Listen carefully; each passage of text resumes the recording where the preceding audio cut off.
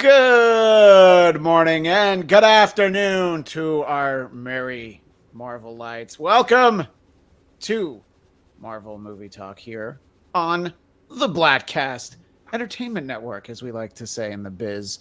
As always, I am Christian Blatt, excited to be back for another fun year of Marvel Talk, kicking off 2023, just a month late, with a return guest, Andy Smith. Andy, thanks for coming back.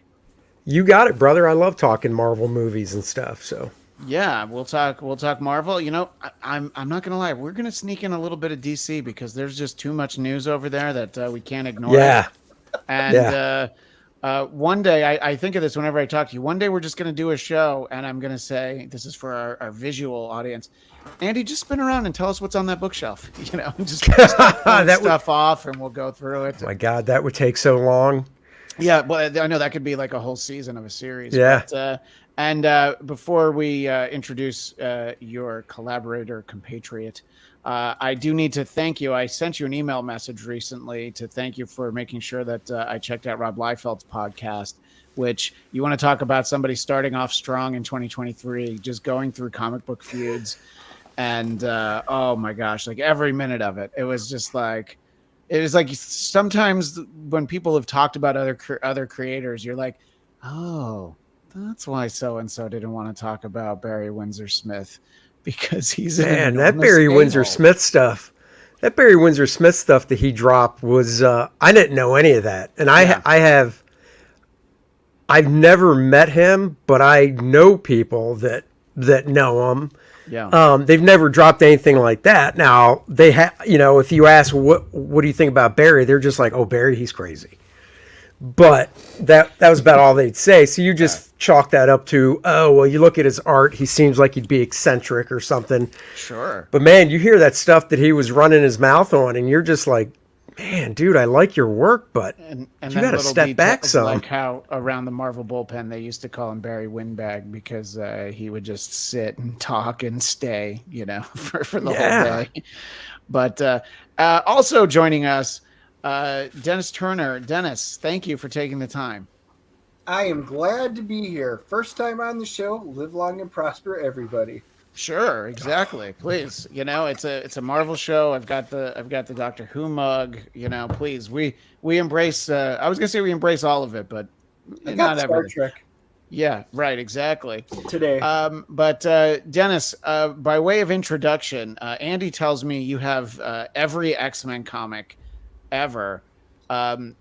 The question there is, there's probably some over the last 20 years or so. Maybe you'd like to give back, or do you just feel like you need to own them?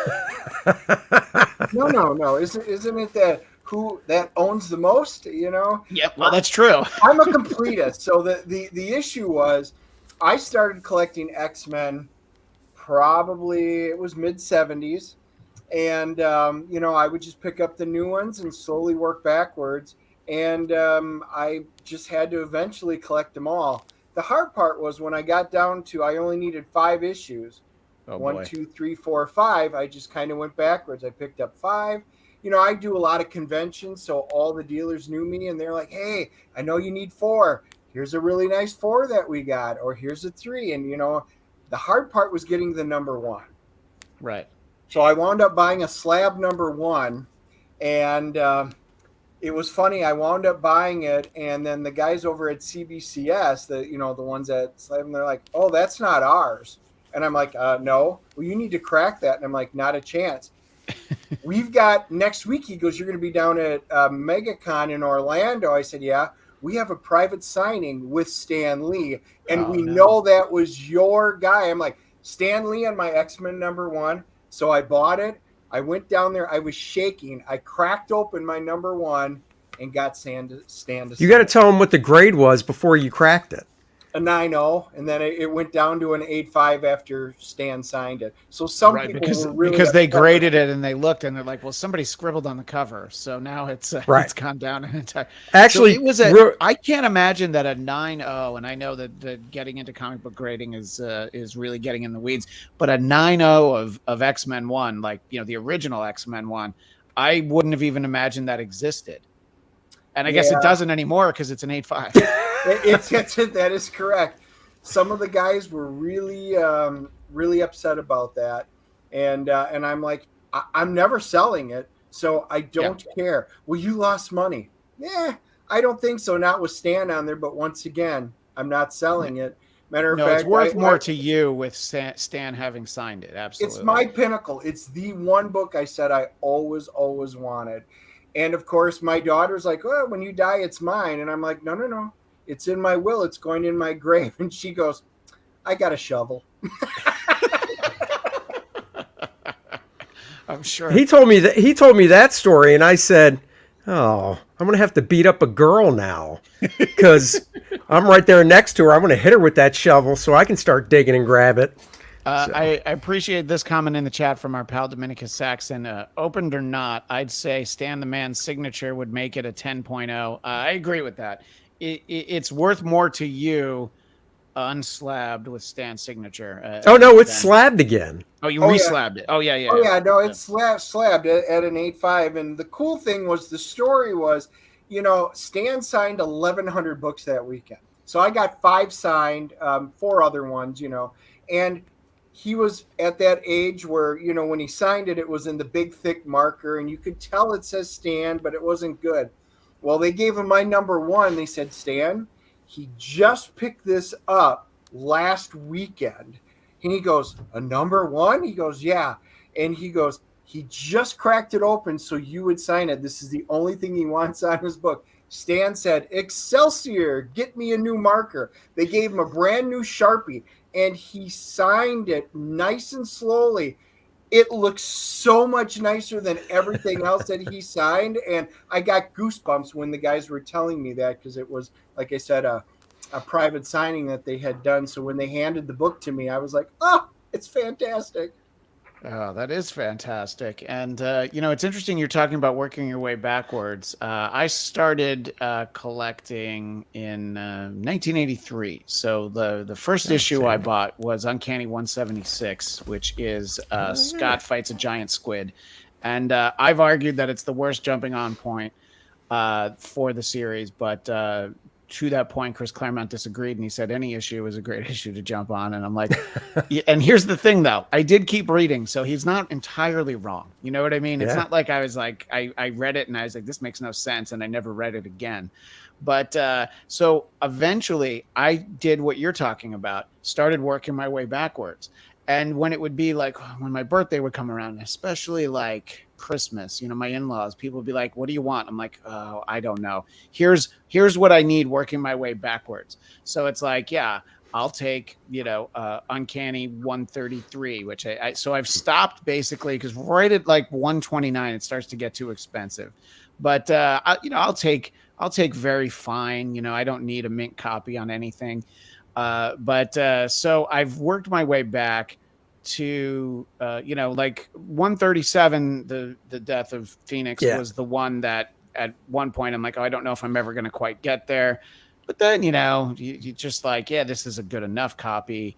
And I got that signed by Claremont, and my Claremont signing story, the main one is at a Comic-Con in New York in like 1993, back when you didn't have to pay for signatures.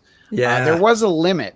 There were 10 books, but I had like 30 books, and I was very smart. I brought his novel called First Flight to have it signed. So he said to me, "You bought my book. I'll sign all of these." And I was like, yes. So wait, how many did you get him to sign? 30. Oh, 30. I'm sorry. Wow. Yeah, nice. So that's a... Yeah, that's a smart way to go. Suck up with a book that most people wouldn't have. I had enjoyed that book when I was like 12 or whatever when it came out. I honestly couldn't tell you that I remember much about it, but in any case, but it's like signatures from that era. They're not authenticated. They're also not really with Sharpies. Like the one, like he used like a gold marker, and it's his signature. If you've ever seen it. And I was just like, I don't like. Can I get them authenticated after the fact? And then I was like, what am I doing? Am I really trying to sell these? Why did I get both issues of Days of Future Past signed so that I could so that I could sell them, or so that, one day I could put them up on the wall or something. Anyway. Right. So there's some friends saying hello in the chat, by the way. Joe Bernardo says hello. Hey, Joe. And heading back, Brian Blevin says, I've been waiting my whole life for this episode. So, and I'm sorry, Dennis, I talked over you. What were you going to say? That's okay. It was my fault. I was going to say they used to sign them with, not on the cover. They would open up the front cover and they would sign them with a ballpoint pen. That's how Chris Claremont signed my first copy when I was a kid. Didn't even know it was Chris Claremont, and it was a cool story. And I'm like, oh my God, you're going to sign my book? And yeah, they just signed him with a pen on the inside cover. Yeah, I have. It's not a particularly valuable book, but I have Uncanny 153, which is Kitty's bedtime story. On the inside, signed by Dave Cockrum, and then signed by Claremont on the outside. I probably should have had Claremont signed on the inside so that it was next to each other. My favorite inside signature, though, is Punisher #1, the ongoing #1, not the miniseries. And then I had Klaus Janson sign it, but I had him turn to the third or fourth page because it was like a full splash of the Punisher. I was like, can you sign it by his boot? And he's like, sure, no problem. So. Oh yeah, you ask us where to sign stuff. I always ask people, where do you want it signed? Cover, inside, whatever, because everybody's different and stuff. So.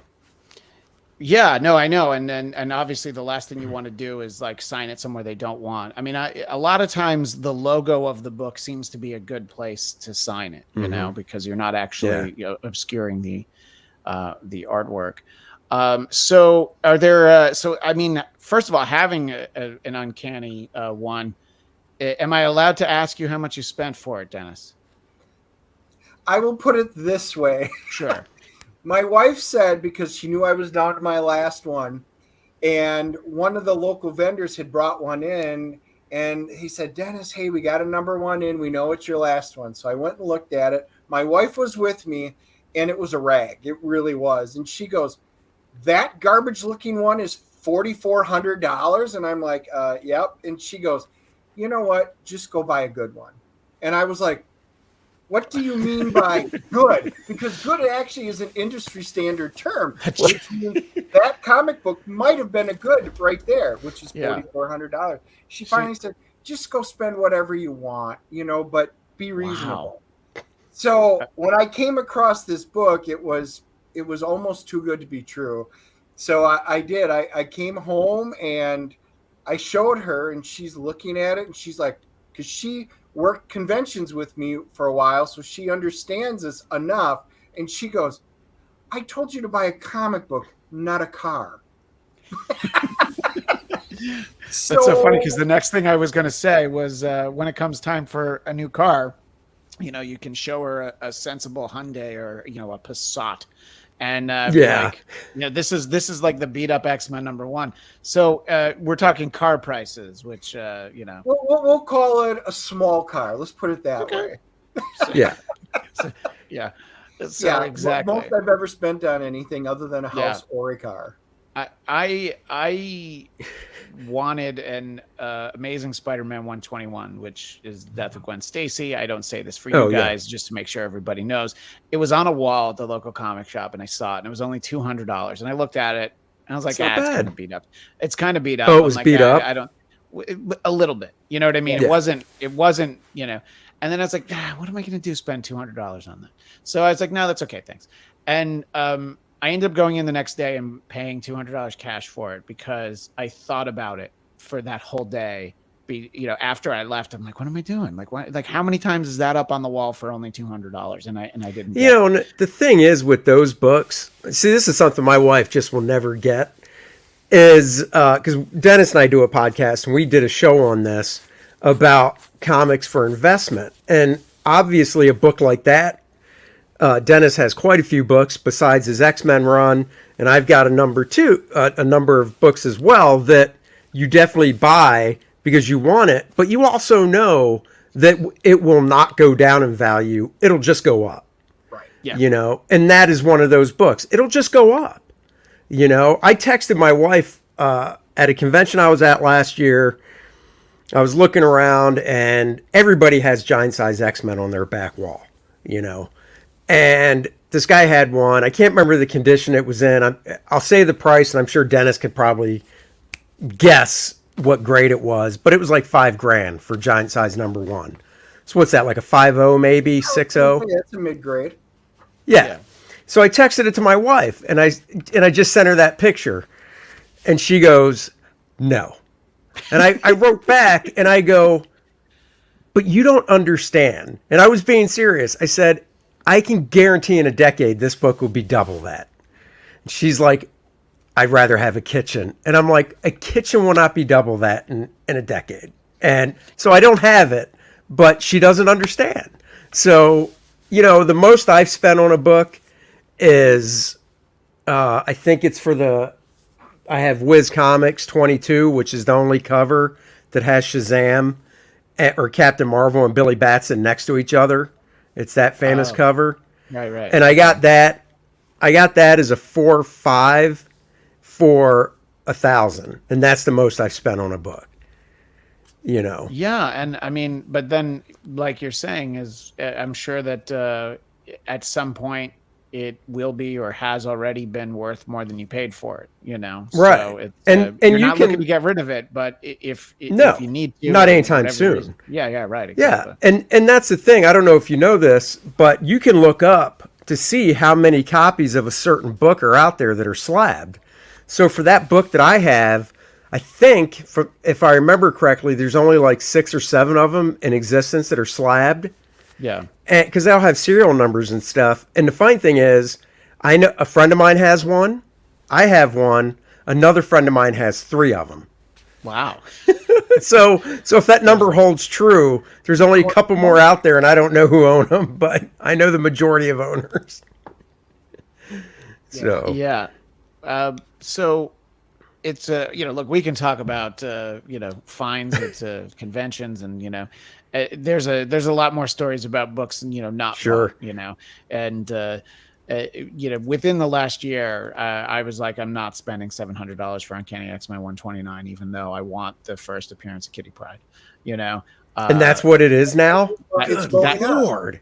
Yeah, that one's gone up. Yeah. So my favorite is Dark Phoenix, the Phoenix saga, from 101 to 137. There's run. Right. Sure. I actually screen shared. If you see it at the bottom, I actually have a dual triptych on my wall where I had actually done it. It's interesting because it's let's take a look at this. Wow. So the top left is the birth of Phoenix, and that one's signed by Claremont, and then it's all the way down around all the way to basically the death. So it's her life cycle that's in it, and that's my personal favorite character of all time. As a matter of fact, when my wife and I met in college, and she's older than me, and she goes, well, when you graduate, we're getting married. And I said, okay. And she goes, what are you doing with your comics? And I'm like, well, is that a trick question? What do you mean? I don't know. Are they going in the hallway? Are they going in a closet? What? Yeah. Are we building on an addition to this house just so that we can have space for the comics? Well, no, like your football cards, you're getting rid of them, right? And I'm like, oh, what? And I'm like, no. She goes, well, I don't think you need to keep them. And I'm like, whoa. If you can't let me have my comics, then you don't know me, and I can't get married with you. And she's like, what? You're joking, right? And I'm like, not at all. So I mean, Andy and I are listening to this, and we're like, yeah. Well, Andy knows the story. So finally, she was 2 years older, so she graduated 2 years before me. She moved to a place, got her job. I'm still in college. I gave her my X-Men comics, and I said, read them. And that's what I said.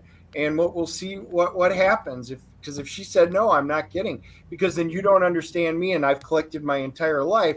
Granted, I was very young back then, but it was just awesome. So we were in a blizzard. I drove hour and a half 2 hours to go to her in a blizzard. I walk in, I brought my duffel bag in, set it down. I looked up in the bedroom, and there was a Gambit and a Rogue poster facing each other on the wall. And I'm like, what's that? She goes, I read your X-Men. While I will never read comic books again, I fully understand why you collect them, and these are amazing. So she goes, you can keep your comic books and collect them as long as you want. Nice. And we got married. A wonderful regular of our show, a lady in the chat, Cam Egan, says that's a dagger right in your heart. Probably that moment. She's talking about the moment where it's like, well, what are you going to do with them? And I think, for people who know, I'm in the middle of moving. I'm doing this in my wife's office in our new house. And right now in our new house, I talked about this recently on another show. They're in our living room are 15 long boxes of comics that are in our living room because I don't have shelves set up in my office yet. And it's outside back of the garage. I'm like, water can very easily get in there. So I don't think my wife loves it, but she understands why they're there. And that's gonna get me motivated to get the shelf set up probably next week. But I've moved across country with my comics. I moved from New York to Los Angeles, and I had to ship some of them. And there's a couple boxes that got damaged, which that was like, oops. But the good stuff that I really want, that is always like in the safest spots. I remember when I went to college, my mom tried to put my comics in the attic, and I'm like, what do you know? This is I might as well have never saved them. If you're going to put them in the attic. Yeah, don't do that. Yeah. Yeah, like I don't care if you turn my bedroom into a sewing room, but you have to leave this area over here, So, and I think that everybody can kind of relate. A lot of people in our chat, Dominica Saxon, I guess Mrs. Saxon got lucky with me only being addicted to buying new Harleys, much cheaper than comic books. Well, I mean, if you have as many as you do, as we're talking comic books, sure, but it's probably the outlay of cash is about the same.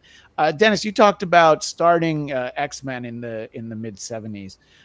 Is there a first book that you saw? Whether you saw it for sale or maybe somebody you knew had it. Do you remember the first comic you read where you're like, I got to get more of this? Yeah, and it wasn't X-Men. It was E-Man. It was the old Charlton Comics, and there were, that was the very first comic book that I picked up. It was a superhero one. I was like, oh, this is really cool. E-Man equals MC squared. I'm a nerd. I'm like, that's really cool. So I was like, hey, that's in there. We used to go camping for 2 weeks up north every year, and they had a dime store, and the dime store always had the spinner rack. So we would walk in there and find comic books. I would slap down my $1 or $2 and pick up a few books, roll them up, stick them in your back pocket. And then you'd walk back to the campground. You'd read them all night in the tent and stuff like that. But, E-Man, that was my first one that I ever got. And then when my dog went and ate all my comics that were in the back of the truck that time, I had to go back and recollect it, which I eventually have done. I wonder if the dog felt like E-Man tasted better than, other, Valiant or something from another imprint. Same question for you. I'm sorry. I was just going to say there's a worse part of that story, though. Do you know on Star Wars #1, it had the 35-cent price and the 30-cent price, right? Right, yes. And one of them, which one's worth more, Dennis, 35 or 30? Yeah, the 35-cent variant. And 35-cent variant. Does the diamond mean it's a reprint, or what's the? There's a diamond that were reprints on it that showed up that were on there. Yes, but they did a 35-cent variant of that book. Yes, Andy, I just was hoping you weren't going to bring it up. So they do a 35-cent variant of it, which is really expensive now, and Dennis had a couple of those, and his dog ate those too. Back when he had one, and his dog ate that too when he was a kid. And I'm like, oh my God, because you don't know back then. The book just came out. Who knows? But now you're going, that dog. So we had seen Star Wars. This is before Star Wars was Star Wars. It was a sci-fi movie. Sure. We had gone to the theater to see it. It was really cool. I was like, wow, I really like this. We had gone to a friend's birthday party, and he also had seen it and loved it. And he goes, I want a Star Wars birthday party. Well, there were no napkins and plates and stuff back then because it was brand new. There wasn't a thing. They didn't even have really the action figures or nothing. So his dad was a traveling salesman. So there was a 35-cent variant, which we were unaware of at that time. And it was a limited market production that they tested out the higher price. I think it was in like Northern California. His dad, who was a traveling salesman, happened to pick him up. So the one thing that we all got for Star Wars was each on our plates was the Star Wars #1 comic book. And I'm like, oh my God, that's cool. I'm like, why is this one more expensive? It was kind of like, well, we didn't know. That's weird. It was not an issue. Yeah, my dog ate it. It wasn't until many years later, because I replaced it with a local 30-cent issue, that I was like, oh, that's a thing. Now it's worth a lot more than what it was. Had I known, my golden retriever has been on my crap list for forever. Well, to be fair, don't blame the dog. It was presented on a plate, so obviously it made it look more enticing. It was actually presented in a ice skating box, because that's what we had read in the Back to the Family Reunion on. All my comics were in an ice skating box for skates. No. The dog chewed right through the box and chewed up every comic in it. Wow. Well, that actually ties into the first comic that I actually bought was Marvel Star Wars. It was issue 75. And I was just like, oh my God, wait, there's like ongoing Star Wars stories. And that's like only a few months before Return of the Jedi came out. And I was like, oh my God, I don't have to wait. I can see what's going on now. My brother had some comics only from like a month or so before. But I knew Spider-Man from Spider-Man and His Amazing Friends. So I also got Peter Parker, the Spectacular Spider-Man, the long title, I think 89. And then you start to realize, like, wait, why are there so many Spider-Man comics? So I was like, I also like got Marvel Tales and Amazing and Marvel Team Up at the time. So but the actual first one I bought was a Star Wars comic. And, in the months that followed, started picking up X-Men among others. But I did have the same question for you, Andy. Do you remember the first comic that you read, whether again it was at a store or somebody you knew had it, the actually like picking up and holding a comic? Oh yeah.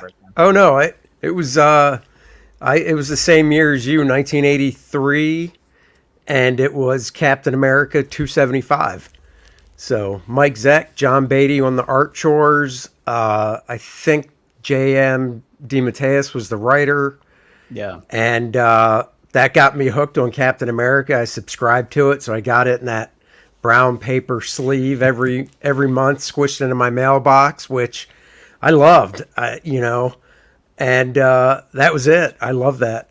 So yeah, I grew up in a somewhat rural area. There was like a newsstand that had comics, but I subscribed as well. And the brown paper, and you just hoped that the comic at least arrived in somewhat of a reasonable condition, It always showed up because we had. So I got mine from a 7-Eleven convenience store, but all the comics showed up. They were always, not creased, but folded like this because we had the mailbox, which was the letter size. It's just a little bit bigger than a regular size letter. So you just open the thing and put it in so it would fit. They would just roll it and stick it in. Now, some were definitely creased through, but So some of them had like a little indentation for however they printed that brown paper and then folded it. Only years later did I realize that adult magazines also came in brown wrappers. So I can only imagine what the postman thought was going on at our house, because there were so many. Between my brother and I, we probably subscribed to like, I don't know, 15, 20 books a month. So it was a lot. No, I only at the peak we did. But just because it was cheaper, that's really I only did the one. Nice. I only did Captain America, even though I started buying more books like we all did. Sure. I only subscribed to Cap, and the only reason I did it was because as a kid, and my daughter's kind of like this too, you see your parents getting mail and you don't get anything. And right. I just was like, I want to get mail. So I subscribed to the one book, so at least once a month I knew I'd get mail. Right. Yeah, exactly. Yeah.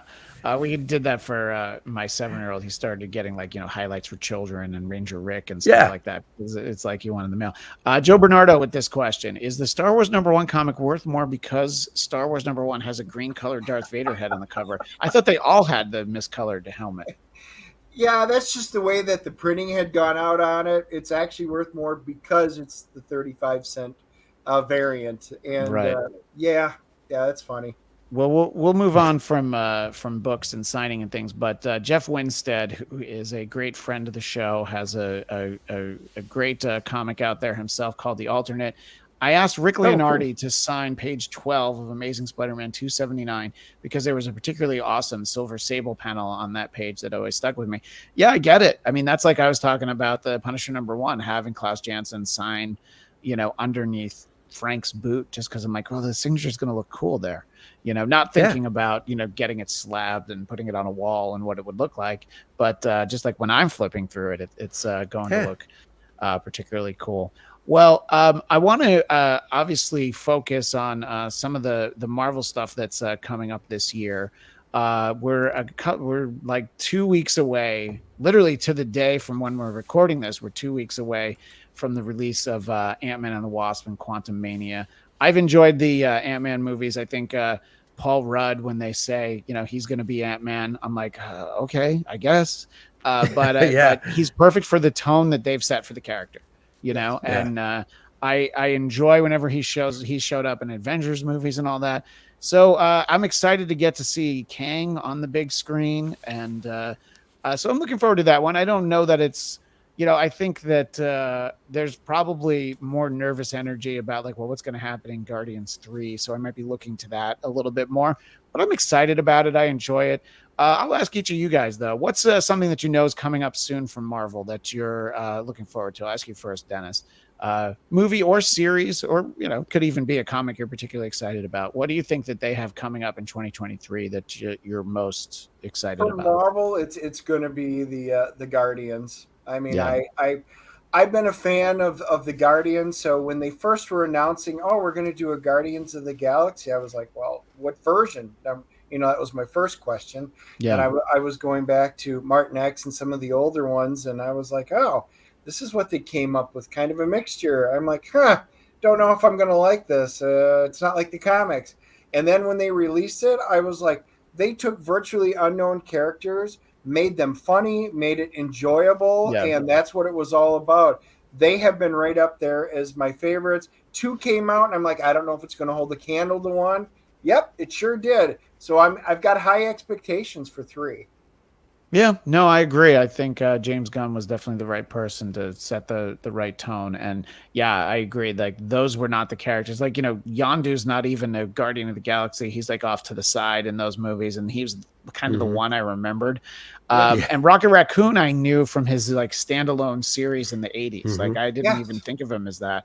What about you, Andy? What are you looking forward to from Marvel, screens or otherwise, this year? Well, one, I'll give you a recommendation just because I still have to get the code for it. I don't know if you've read this or not, Christian. What is that? What Avengers is It's that? Avengers War Across Time. It's it's written by Paul Levitz. Okay. So it's the first thing Paul Levitz has ever written for Marvel, drawn by Alan Davis, who is one of my favorite artists. Yeah, I mean, this story people probably know Alan Davis best from Excalibur. That's where I saw his work. He did Captain Britain and some standout issues of X. I love Alan Davis's work, though. So yeah, this story takes place after the original Avengers number 11. So in reading it as well, and you can even get that sense from the logo and stuff, it really is a nice Silver Age story. It's because it takes place, I guess, between 11 and 12. Right. Oh, that's interesting. And Kang is actually in it, so that's probably one reason they're doing it and putting it out. But it's a really good story with that Silver Age feel. In regards to the movies, I'm with Dennis. I am looking forward to Ant-Man and the Wasp for the reasons you mentioned. I do like Paul Rudd, Kang. It actually looks like a more serious movie compared to the first 2, so I think that's going to be cool. But I think Guardians is the one I'm really excited for because I like the chemistry between the actors and the characters. all the casting is great. You know, Chris Pratt as Star-Lord, Batista's right on.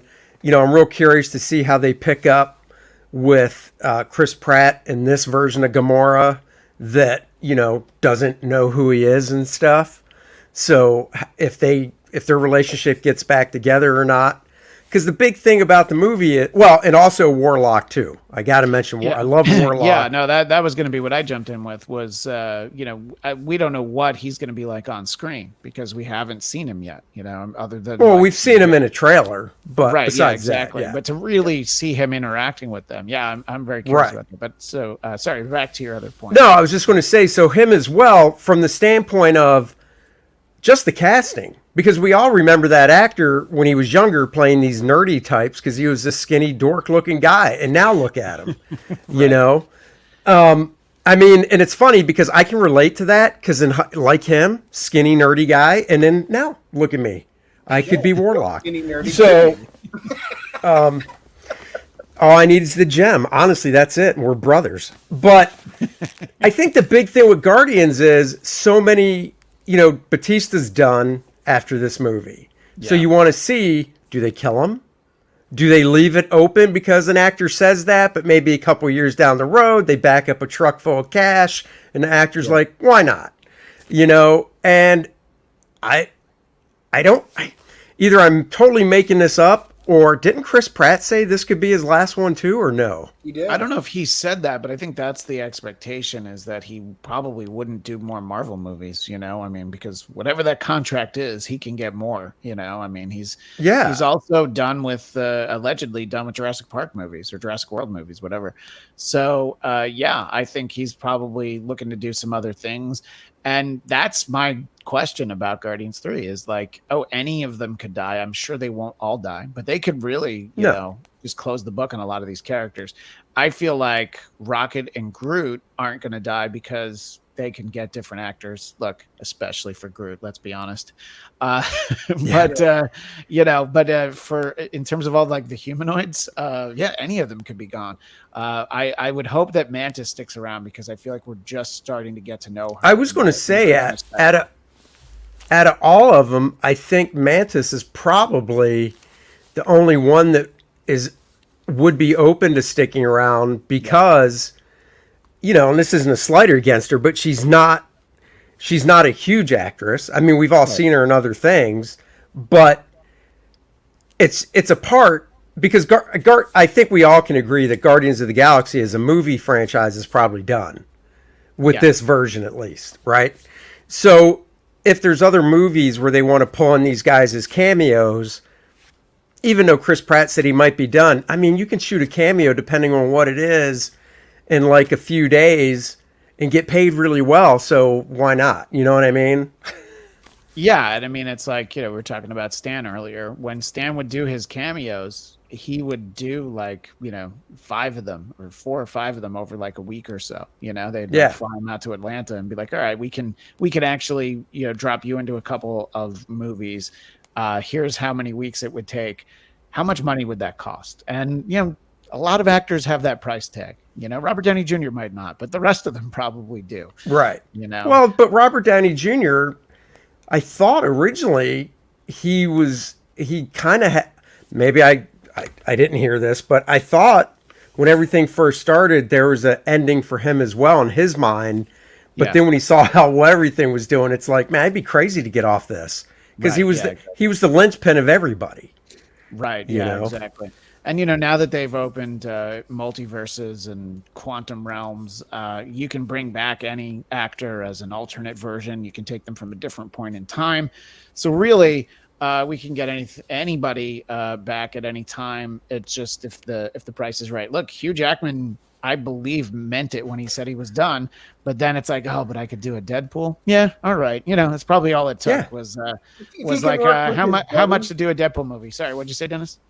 I said if he gets a chance to work with his buddy, that's what he kind of wanted, and that was what they've always been talking about. But he was done. He goes, even after, you know, they filmed the Wolverine movie, he's like, I'm just too old for it. It's just too physically demanding. And then one last one. Okay, I'll come back for that. I mean, Logan made sense to have been the last one because Yeah. the way it ended and the fact, but it's also like, yeah, but there's no hard and fast rules. Dominica Saxon in the chat said that the casting for all the Marvel movies and shows have been so well done. Paul Rudd was a great pick. Cami Egan with this fact I didn't know. Did you see you can pre-order Scott Lang's Watch Out for the Little Guy book? Disney posted a link earlier this morning. Oh no, I did and not. I did not know that. And I think I've lost the comment now in the chat, but I think Dominica Saxon, somebody said you should get Paul Rudd to sign that book. I mean, absolutely. He should do book signings for it. I mean, it seems like he'd probably think it's funny. Oh, yeah. But yeah, I mean, they've been talking about that and his podcast sort of in the background for a while.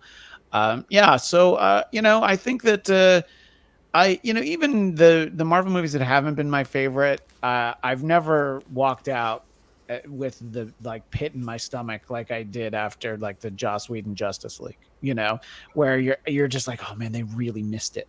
And look, sometimes movie, the characters I think an Eternals movie was pretty much exactly what it could be because of where those characters sat with me to begin with. Yeah.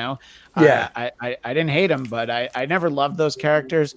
And to me, seeing an Eternals movie, I'm like, yeah, but let's spend more time with the Black Knight. I want to see him. Can we rush that movie? Because that's what I want. Well, that was one of the ones too where like even when they announced it, Dennis and I were like, really? Eternals?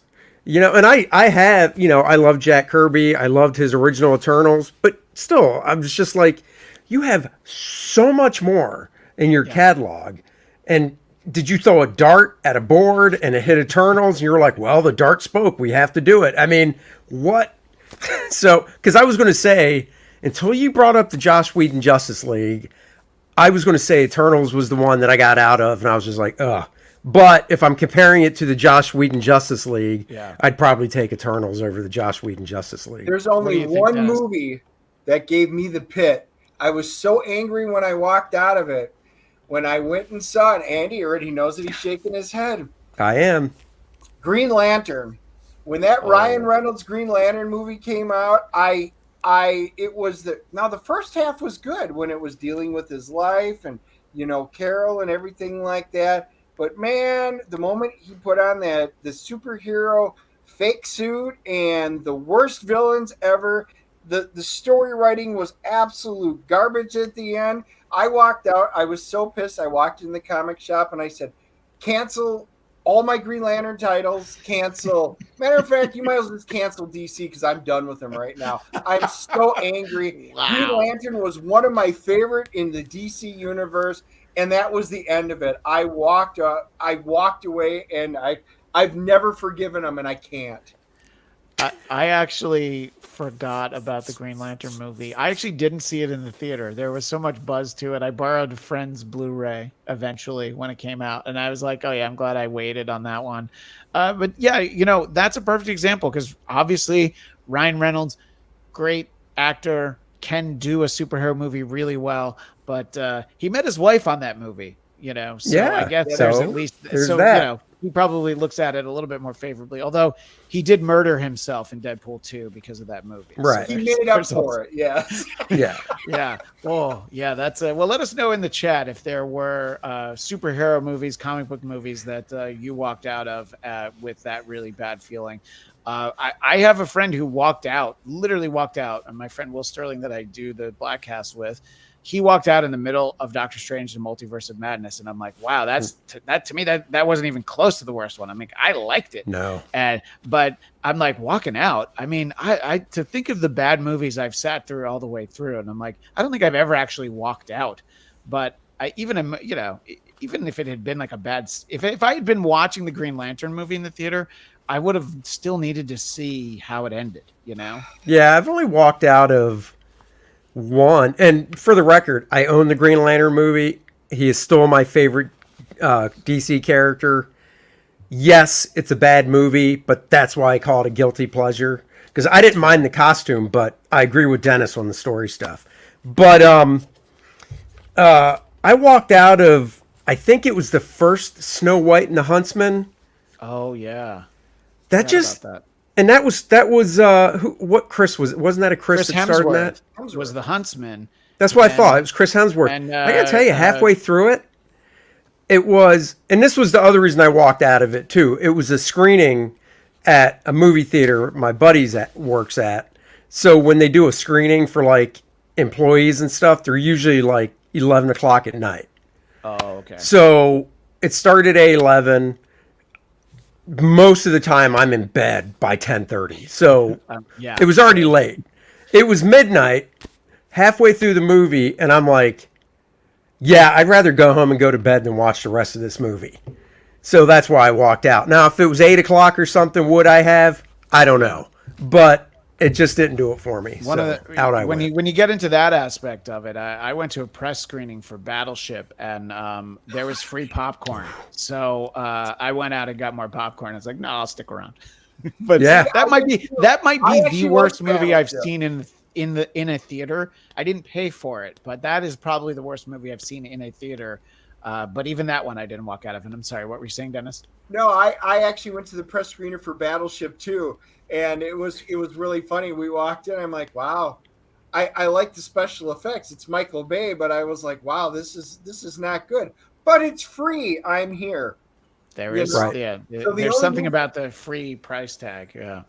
Cami Egan points out she's looking forward to Quantumania. I'm super excited for Secret Invasion. I'm super excited for Secret Invasion because I'm like, yeah, I know so little about the way that they're going to tell that story.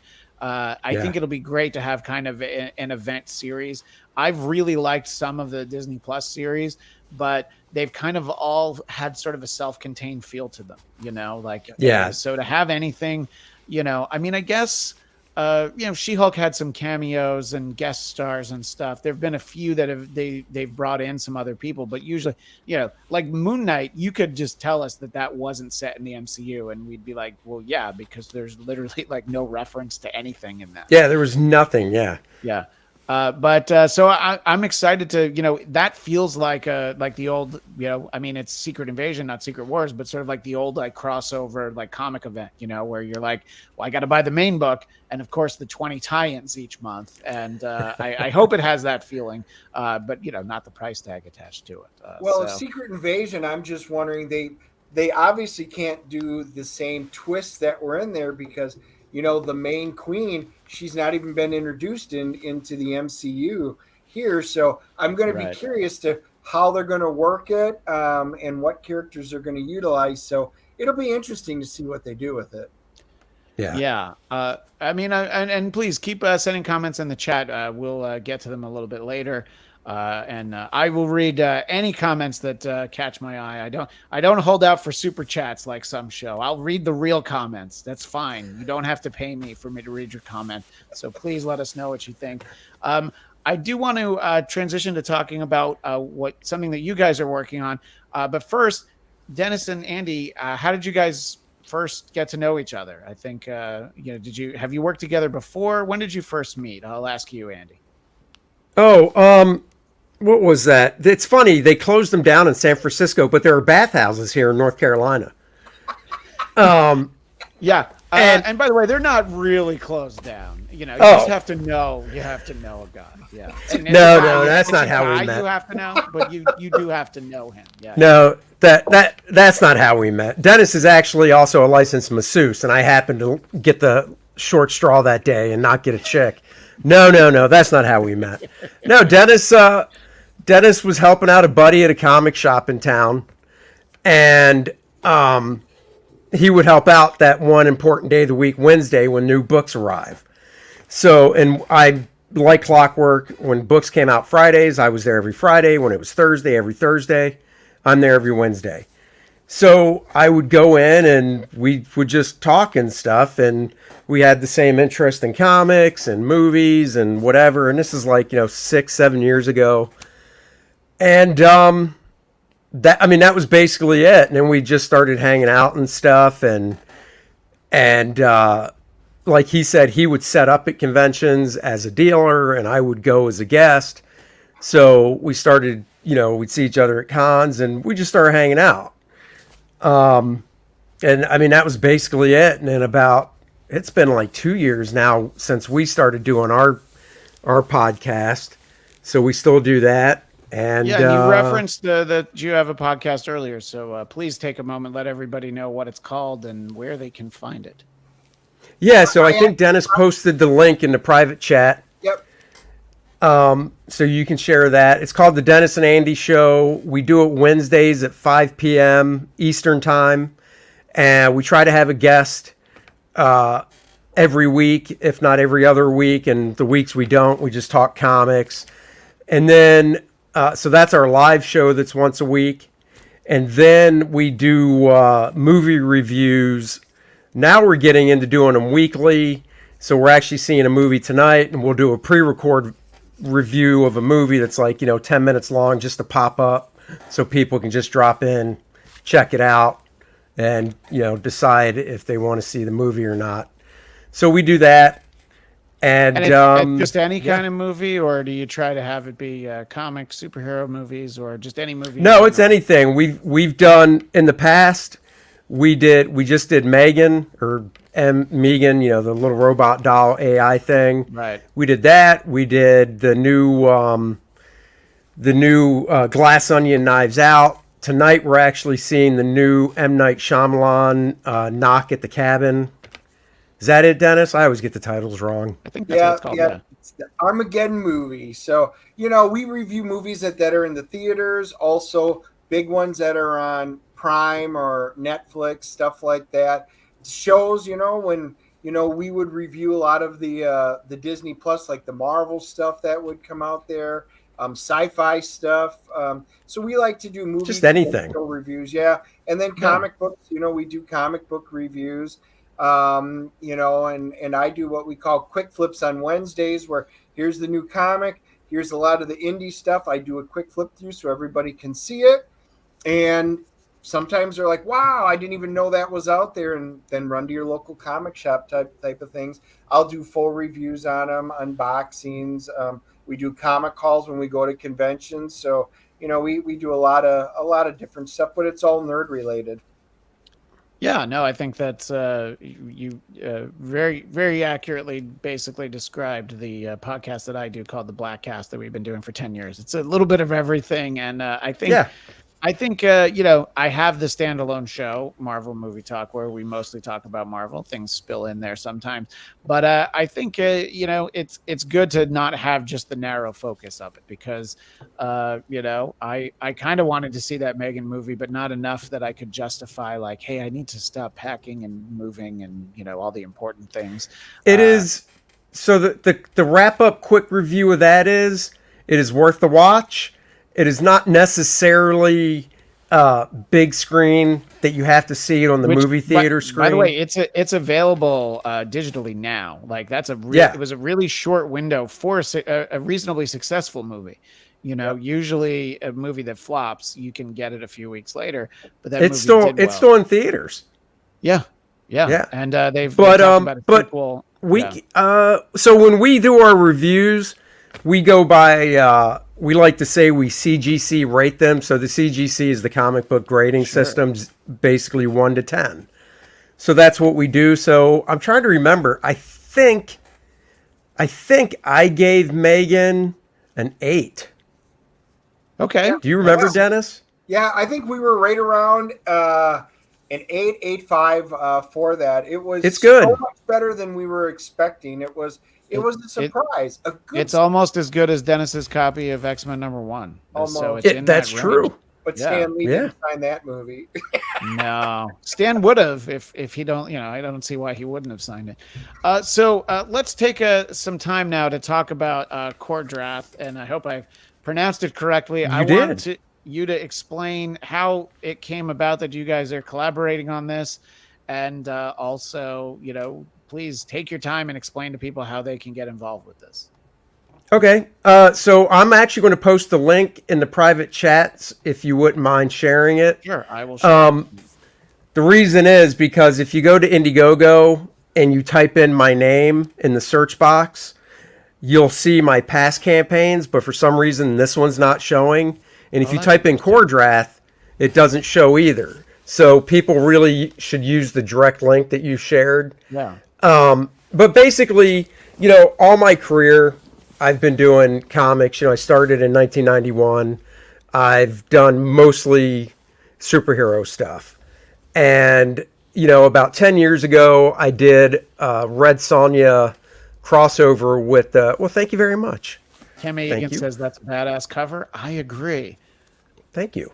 So you did a recent Red Sonja book. Well, it was 10 years ago. I did Red Sonja Claw. Claw is DC's Conan, except he has a messed up hand, and so he wears this glove.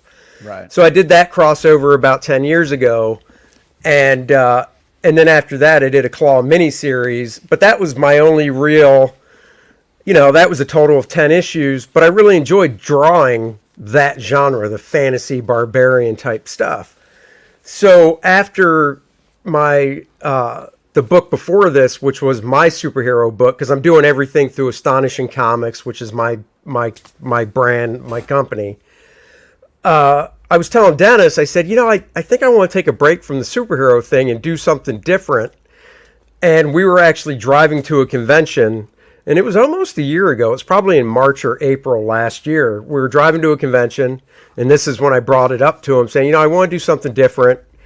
I want to do something, not strictly Conan, but more fantasy based. And Dennis's background really comes into play. He's huge into Dungeons and Dragons, Pathfinder, all the role playing games. He's read tons of fantasy novels, so he's very, very well educated in this stuff. And I'll admit, besides reading Conan comic books, that's my knowledge of it. So I basically threw the idea past him of, do you want to collaborate on a new project with me? And, he said, sure. So I basically was like, cool, I want to draw a barbarian dude, and I want him to have a sidekick, which can either be a sister or it can be a girlfriend, but his partner in this, has to be a woman, a strong female lead type character as well. So we hit both aspects. And other than that, let me know what you're thinking. So I basically let Dennis run with it from there. And he built this world and, basically shot the rough idea of the story past me. And we kind of went back and forth on it from there. And Kor-Drath is the story of Kor-Drath. That's the main character we see. And Adriana is his girlfriend, and she's a sorceress. And it centers around it centers around what happens to his tribe, because the world Dennis created exists in this place called the Shattered Reach, and there's 11 different tribes, but we're focusing on this book on 3 core tribes, which are the Red Lions, which is Kor-Drath. It's kind of hard to see, but he has a red lion tattoo on his chest. She comes from the Black Eagles tribe, and then the third tribe is the Anacondas. There's this big bad guy, and I'm giving no spoilers away. All of this can be found out on the Indiegogo page. The big bad guy is a guy named the Necronite, and he's in search of he's in search of these ancient artifacts. And what happens is Kor-Drath and Adriana are out on a quest for the leader of his tribe. And when they come back after fulfilling what they had to do, they come back to his whole encampment. His whole tribe is just decimated. It's been overrun. Everybody's been killed and slaughtered. He's the last surviving member of the tribe. And now that's what sets them off on this new quest, or reckoning, as the title says, to find out, all right, who did this? Who's behind it?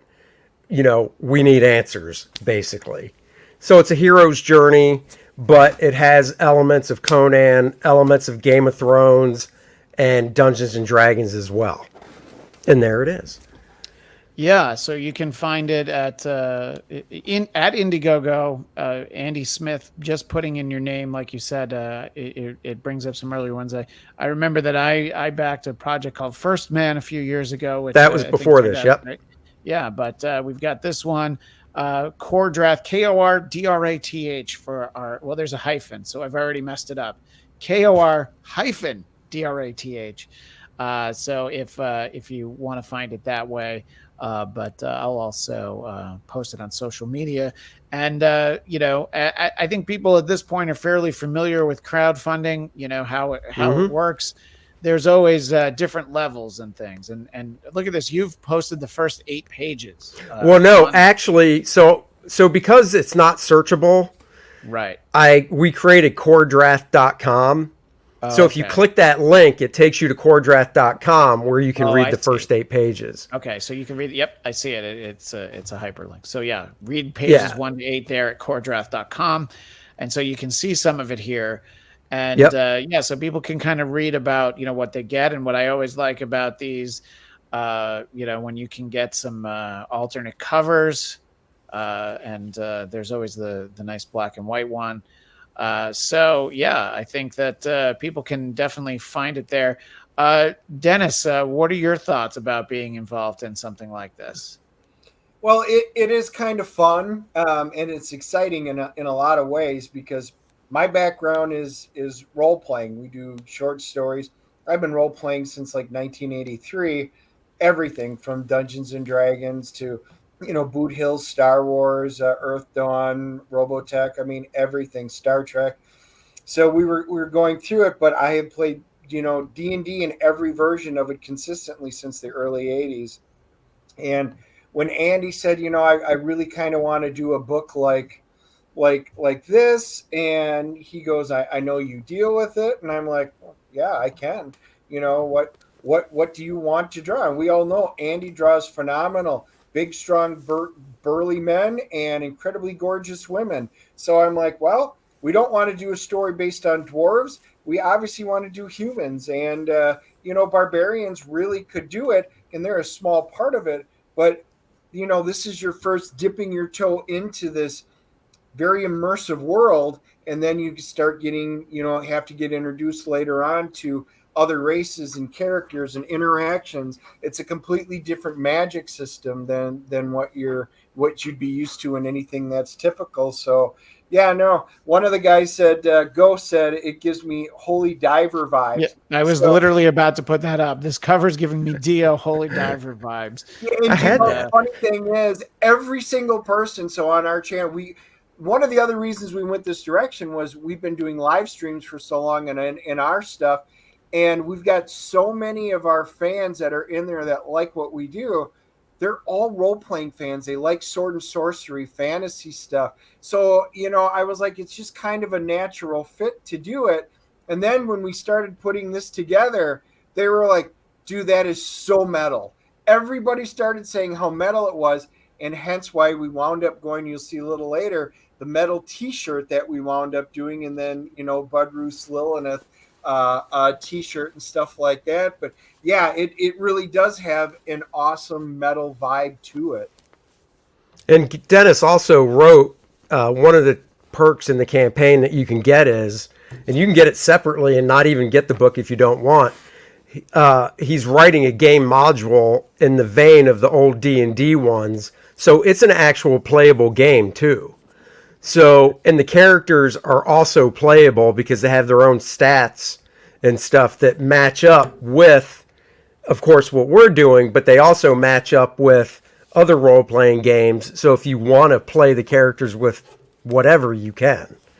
Right, So, and for our visual audience, here is the referenced metal style yeah. T-shirt. I mean, it's I feel like it would definitely be right at home in a closet with a number of Iron Maiden or Puss Head Metallica shirts. Yeah. So that's what we like to call a nice looking shirt. That's And right. I like that you also created the role playing aspect for it. Dennis, you referenced role playing. Did you like role playing enough that you did there was the Marvel superheroes and then I think DC heroes. They both had role playing games. Did you give? I Yeah, still have. my brother and I used to do the Marvel superheroes one. Yep, I have mine still from when I was a kid. I still have my original Marvel box set Nice. down on the bottom shelf down there. I had the DC one. I like the Marvel one better. Yeah. But the Marvel one was great because it was percentile based, and you had the chart on the back that you had to roll to see if it was green, yellow, red. That was just a good classic first one. But yeah, love that role playing. Yeah, and again in the chat, our friend Jeff Winstead pointed out, Andy, you working on Exo Man of War was barbarian adjacent, which I think is that is true. If at any point in my life anyone would ever describe me as barbarian adjacent, I think I would have accomplished something spectacular. In high school, voted most likely to be barbarian adjacent. That's right. But so it must be fun though, Andy, because like you were saying, if you wanted to take a break from superhero stuff, this is very, very different, so it must be fun to take on a genre like this. And we've already talked about Star Wars comics, that Marvel had the license for that, and for a long time they had Conan. Sorry, I get my Conan O'Brien confused with Conan the Barbarian, but and I believe they have the license again. But I mean, I remember, I tried a little bit of everything at that point when I was buying comics, and my brother definitely liked Conan more than I did, but that just meant I didn't have to buy it myself. That's right. Just read his. But I don't know. I mean, it was I think I got this actually also from Rob Liefeld's podcast, but the license of Star Wars basically saved Marvel Comics in the mid 70s because it made them so much money that it was able to offset, I guess, all the money that they had lost, and and Stan didn't want to do it. Yeah, that's a great. Roy Thomas had to talk Stan into it. Yeah. So, but at least when Stan saw the movie, then he understood. He's like, right again. But yeah, and that's an amazing approach to circle back to kind of where we started with that Star Wars adaptation, which first of all is a fantastic book. Unfortunately for them, there's scenes in there that end up not being in the movie because they did it so early. But I think the way it worked was that it came out, I don't know, because there's 6 of them. So it came out so that the last issue came out when the movie came out, which is not the way that adaptations would happen later. You wouldn't give away the whole movie. You especially couldn't do that with Empire Strikes Back because there was the big reveal in the end, But and it seems so weird, the idea that, Star Wars comes out as a comic book, 6 months before the movie. And it's like, well, who's going to see that and buy it? Some people, you'll be struck by it because like, oh, I don't know what that is. That's cool. But I can imagine that that's probably a lot of the value for that number one, whichever price tag you have on it, is because probably a lot of people didn't buy it at that point, because I would think that. I would think so. Yeah. Yeah.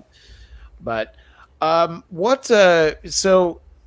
Andy, you were saying that you didn't, you did a Red Sonja series and you knew Conan a little bit, but are you finding anything about this genre that maybe you weren't aware of now that you're actually involved in creating for it? Or maybe when you did Red Sonja, you were like, oh, okay, I've got to, is there anything that surprises you about this genre as somebody that wasn't as familiar with it before? Well, from a drawing standpoint, I rarely have to pick up a ruler, so that's nice. And it's true because, some artists, when they draw a book, it's just, this is what I'm drawing. Nothing changes, and that's not a bad thing. One of my favorite artists is a guy named Ron Lim, who had a long run on Silver Surfer in the 90s. Oh yeah, I was going to say his Silver Surfer was great. That Silver Surfer #1, the Ron Lim cover is great. Yeah. But Ron's I love his work, but whatever he draws, it's Ron Lim. He's like, this is how I do it, whatever. And when I take on a project, I try to think, well, what's a good look for this? So for Kor-Drath, I'm approaching the art style a little bit rougher because that's how I envision that world compared to First Man, my superhero book, which is supposed to be cleaner and tighter because it's a superhero book. And, if a good analogy is that when Jack Kirby drew Fantastic Four, he was also drawing Thor. But if you look at the two books, the inker on Fantastic Four is a guy named Joe Sinnott. Joe Sinnott is a very technical, precise type inker. And that's how Fantastic Four, I think, should look, because it's a sci-fi, it's in New York City, real world book, nice and clean and tight. The guy that was working with Jack Kirby on Thor was a guy named Vinnie Colletta, whose work is very organic. And to me, that's how Thor should look, because it is mythic and fantasy based. So that's one of the big things. I mean, another thing is, because I'm not really from this world, when Dennis is like, yeah, dragon this or ice giant this or whatever, I'll sometimes look at stuff, but then other times I'll just be like, well, this is what I see in my head, and I'll sketch it out. And Dennis will be like, that's really cool, because he comes from the fantasy background and stuff. He's seen through different visuals, frost giant or this type of dragon, whatever. Whereas, since I haven't, I'm just kind of going by little things I remember from movies or whatever. He'll be like, that's a really cool design that I wouldn't have thought of, because I have so much of a memory catalog built up already, which is something I really don't, if that makes sense. Yeah, no, definitely. I think that not having that background might lead to, some more unique creations, because it's not like, this is what a dragon needs to look like. This is how big the wingspan should be. This is a frost giant and all that. It's interesting what you're talking about in terms of the inkers, different styles for Jack Kirby. That makes such a huge difference. Like, I think, to me, John Byrne inked by Terry Austin is amazing. I love the way it looks. Mm-hmm. Me personally, this is only me talking, never loved John Byrne inking himself. I don't hate it, but it doesn't hit me the same way, because it's just like, there's something about the look, his FF Alpha Flight, Superman, all that. I was like, and again, that's more of a testament probably to Terry Austin, who makes everybody look great. But sure. And I never really thought about, obviously Jack was inked by different people on those books. And I'm like, I never really thought about how there's a very specific Jack Kirby style, but there are the slight differences, and not just, when he gets older, there's differences even from that era of it. But I'm sorry, I feel like you were about to make another point, and I was going to say that if you look at the Kor-Drath cover, one of the things that is unique is, if you look at Kor-Drath, you go, oh yeah, barbarian. I mean, loincloth, big axe, whatever. But then you look at Adriana behind him, and her costume design doesn't look like, to me, you wouldn't go, oh yeah, that's in a barbarian type world. You know what I mean? I mean, honestly, I could see that having been something that Scarlet Witch tried out at some point, basically. Right. I mean, it's a very superhero world style costume, at least to me, now that you say it. No, I get it. And part of the reason is she comes from a different tribe.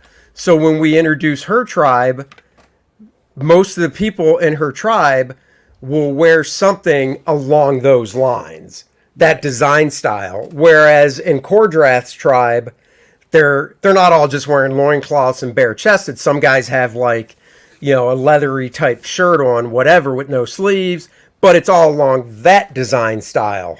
So that was one of the things I told Dennis I wanted to do in this book, was just not be typical, well, it's a fantasy barbarian type book, so even in her tribe, it might not be loincloths, but it's going to be, brown leathers and, stuff like that. I was like, no, I want to do, when I showed him her design, I know it probably wasn't what he was thinking, but he also really, dug it.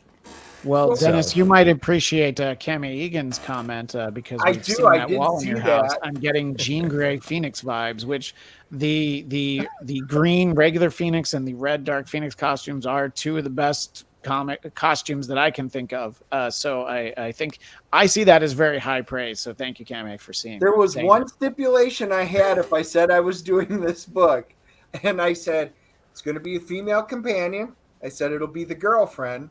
There'll be star-crossed lovers, but I said she's got to look like Jean Grey. I am going to do my homage to Jean Grey and my favorite character. So that is exactly, I appreciate that, Cami, because that is exactly the feel that we wanted to have. I'm glad to hear that you went with the girlfriend instead of the sister, because I feel like that lends itself to better storytelling opportunities and, not in the weird Game of Thrones way, Well, yeah. I mean, if it was sister, then they'd be part of the same tribe, and that would just kill that dynamic. So right, exactly. There were so many cool things. Well, the other thing I was going to say was, when we were talking about making it different, if I say to anybody who's in the chat, orcs, immediately when I say that, they've already popped in their mind exactly what they perceive an orc as.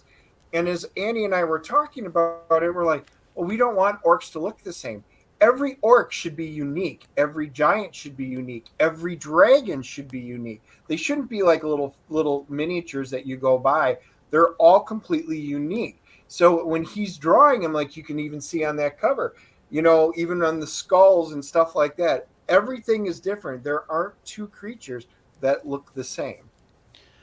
Well, people can find it at Indiegogo, and you said that there is a Kor-Drath website, so Kor-Drath.com could be one way to find it, but I'll post all that. So hopefully we get some interest in that, and I will let you guys go momentarily.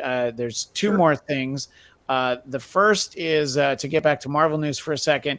The really surprise news that Hulu is going to have a second season of Hit Monkey, which is a show that most people didn't watch. I had no expectation for, but I really liked it because it was funny, but there was like so much heart in it. My co-host, Eric Connor, and I, we did a whole show about how we were so surprised by what Hit Monkey was. Obviously, a lot of it is monkey with a gun killing people, sure, but there was so much more to it. And Jason Sudeikis as sort of like the human, like anti-conscience, that it's sort of the ghost on his shoulder, really made it for a different. I was shocked to read that there was going to to season to that. I got to be honest, never heard of it. Yeah, it was supposed to be part of it. There was going to be a Hulu slate.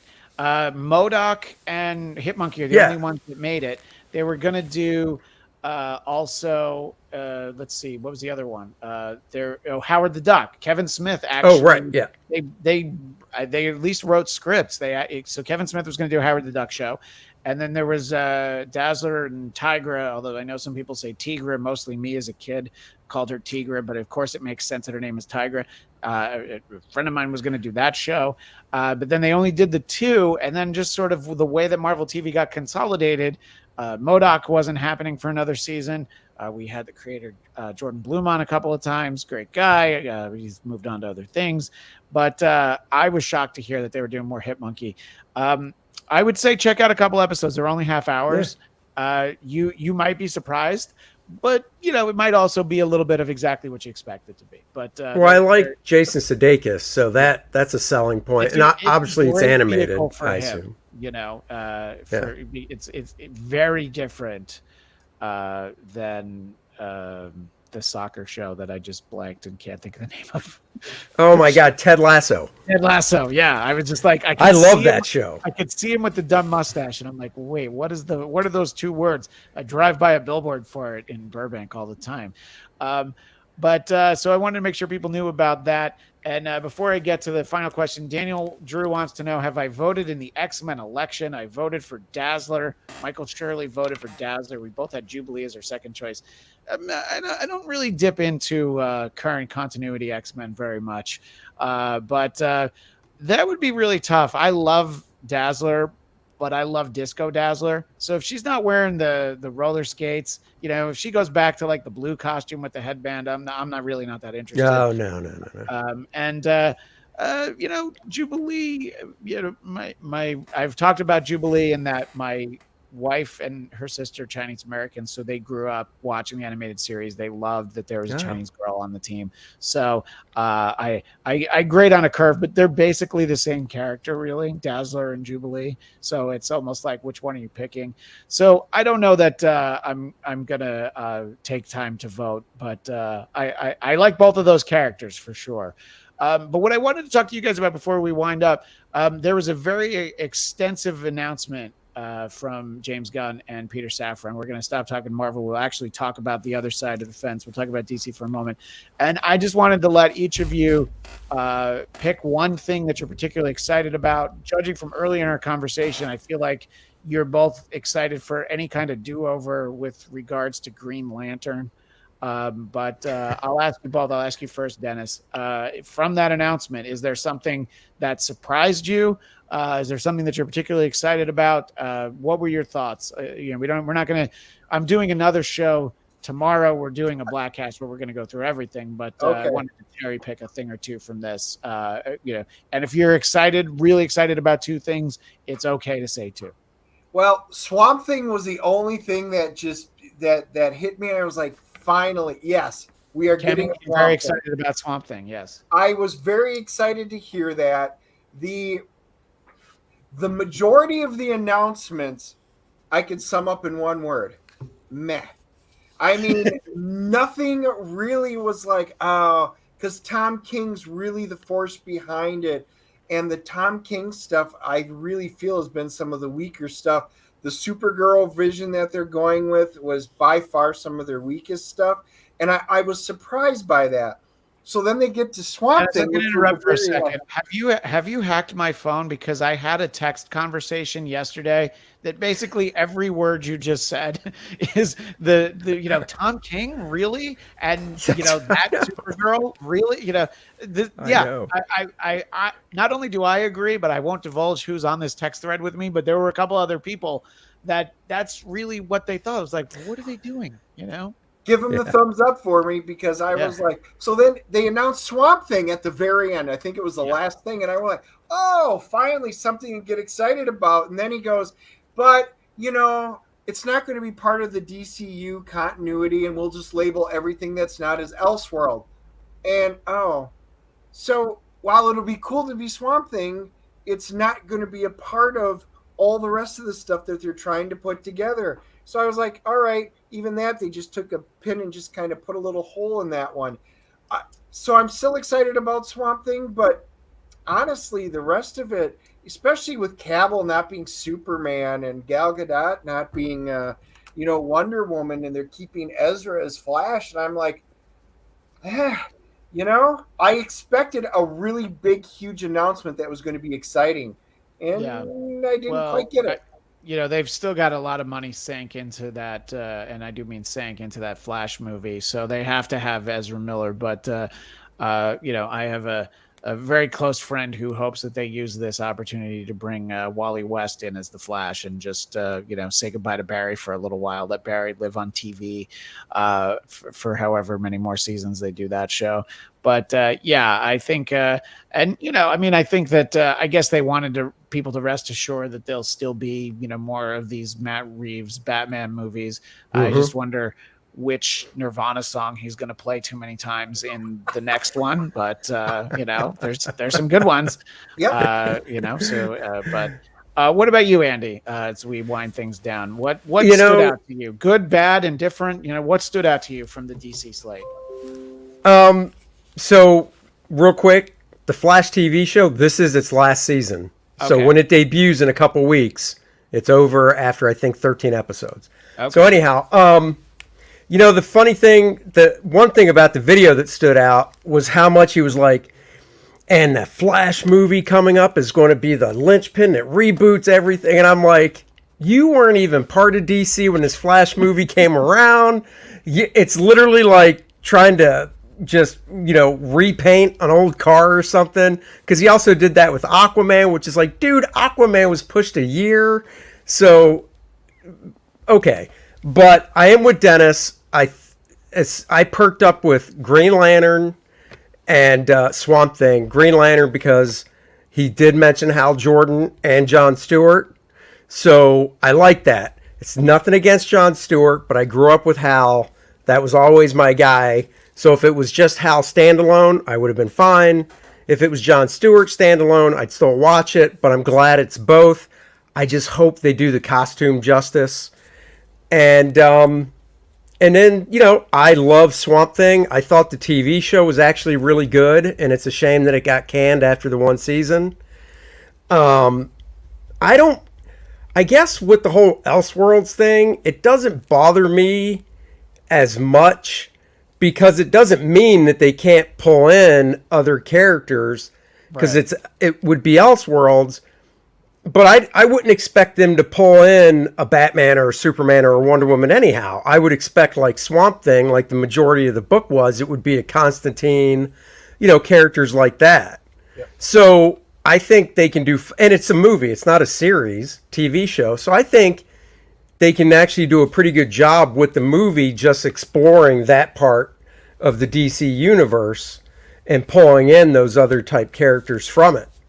Yeah, I mean, I think the idea of being part of the bigger universe, part of the continuity, just kind of gives more opportunities. I thought that the Sandman show was well done, but it sort of was lacking, what you got from the pages of at least that first volume of the first like 20 issues or whatever, where you're like, oh, this is actually in the DC universe. You had John Constantine, not his great grandniece or whoever. The actress who was Clara on Doctor Who played, a different Constantine, like Joanna Constantine. So, they found ways around it, but it's like it's more fun when you can actually, have all the toys in the sandbox. I mean, that's the big argument on what the MCU has continued to be up until now. Oh, yeah. It was always fun when, Spider-Man runs into Daredevil or the X-Men or, and it wasn't being done for, a multi-book tie-in event like I was talking about. Just, well, this story makes sense. Let's have them run into the X-Men because, of what they're doing or whatever. So I think it'll be interesting to see what they end up doing in terms of all of that. But I think James Gunn showed with Peacemaker that I thought that was phenomenal. I loved that show. It was a very hard show to talk people into watching, by the way. But I was like, no, seriously. The Vigilante, I tell you, the Vigilante stole that show too. I agree. Yeah, the Vigilante was fantastic. And the soundtrack to that show is what stole it for me. What were you going to say, Dennis? I was all in on Eagly. Yeah. Oh yeah. Eagly was great, and the people learning that Eagly wasn't a real eagle was that'll tell you how great the VFX team did there. Yeah. Look, I think James Gunn's. I think his intentions are in the right place. We'll see. I literally know nothing about Peter Safran, but I think James Gunn, when we know what movies he's actually going to write and or direct, I think that'll help understand what it is. We'll see what he did say he's writing Superman. Oh, that's right. He did say he's writing Superman. Yeah. So his take on any iteration of Superman at whatever age he's at, I think will certainly be worth checking out. So we'll see what they do with all that. But obviously, in the short term, we'll be heading to the theaters to see Ant-Man and the Wasp: Quantumania very soon, which obviously we will handle on this show. We'll be back for Marvel Movie Talk next Thursday. Our old pal Zia Anderson will be joining me. I bullied her into it because it's the day after my birthday. So I was like, you basically have to come. So you'll see us at the usual Thursday, 11 a.m. Pacific, 2 p.m. Eastern for more Marvel Movie Talk on the Bladcast Entertainment Network. But I want to thank you both for taking the time to be here on the show. But let's give one more plug to the Indiegogo for Kor-Drath and let people know where they can find your podcast and each of you on social media. Andy first. So Kor-Drath, the link is in the chat. Go check it out. Support it. Your guys' support means the world to us because it's literally paying us to produce this book for you guys. I'm at Andy Smith Art pretty much across the board. Instagram, Twitter, Facebook, on YouTube.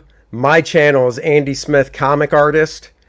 And I do a live stream once a week talking comics, or I might be drawing or whatever. And then Dennis and Andy show, and Dennis can throw that one out there. Yep. If you go to YouTube, you can just type in the Dennis and Andy Show, and you'll see a picture of both of us. I've got my cheese head on because I'm a Packers fan, and he's got his cowboy hat on. And I mean, what we can say about taste. So, and on Facebook, Dennis Turner, you'll find me, you'll see me. And then on Twitter, I'm at Dinges Comics. And yeah, let me know. I get a lot of feedback from everybody. All the archive on the Dennis and Andy Show stuff, all the reviews, all the unboxings that we do, everything, it's right there. Everything's archived.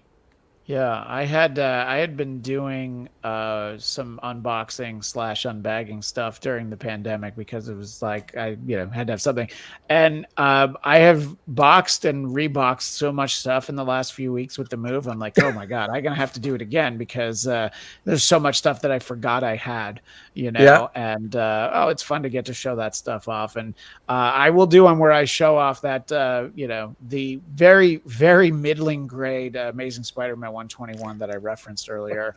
Dennis, have you posted images of your X-Men #1? Can we find it on your Twitter or something? On the Twitter, no, but if you give me 1 second here. Well, we'll keep the show going just for the sake of getting to see that. 26. Yeah, and real quick, Kemi Egan says we wouldn't get along with football. She's a Bears fan, but that's all right. Well, Kemi, did you know that in the 2018 season of the Bears, the Monsters of the Midway, where a lot of the players were drawn as superheroes and stuff, I did the art. So if you saw that stuff, it's me. If you never saw it, just go to andysmithart.com and scroll down, and you can see the Chicago Bears art that I've done. And Cammie, I've got a lot of friends that are Bears fans. It's always a good rivalry. And then I even have a few that are Cowboys fans. Less so. But yeah, I just shared the screen. Oh yeah, I see it down there. So here you are with it, and look at that. That is, and that's its original grading. That's the 9.0. No, that's after Stan. That's after Stan. Oh yeah. This is what happens when I do the show without my glasses on. Yep, that is an 8.5. Oh my gosh, wait, where did Stan sign it? Right here. Oh yeah, you can see look it. at that. Oh yeah, well, and see how it was the new marker, because I'm not kidding. If I'd show you the other ones, it was silver markers and they were the big thick ones, and it didn't look nearly as good. They literally did. When they told me that, I'm like, it turned out great.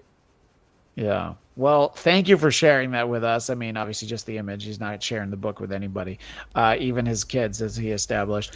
But Andy, Dennis, thank you both so much. I really appreciate you taking the time. Best of luck with Kor-Drath. Looking forward to seeing more. And of course, everybody, we will see you next time on Marvel Movie Talk here on the Black Cast Entertainment Network. And as the great Stan Lee would say, Excelsior! Excelsior!